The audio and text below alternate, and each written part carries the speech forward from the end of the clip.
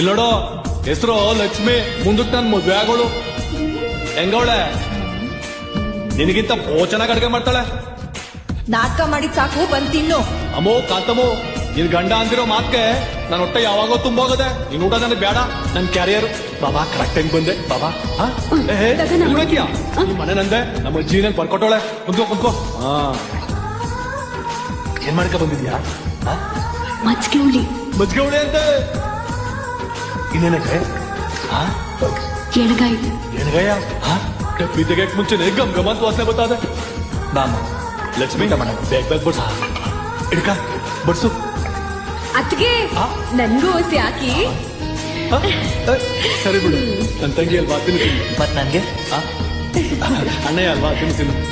ನನ್ಗೂ ಹಸಿ ಹಾಕವಾ?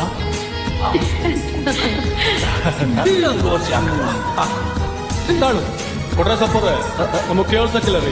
ಹೊಸಿ ಗಟ್ಟಿಯಾಗಿ ಹೇಳಿ. ಆಯ್ತಲ್ಲ, ನೀನ್ ಹಾಕವ. ಹೋಗಿ ಇನ್ನೊಂದು ತಗ ಬಾ.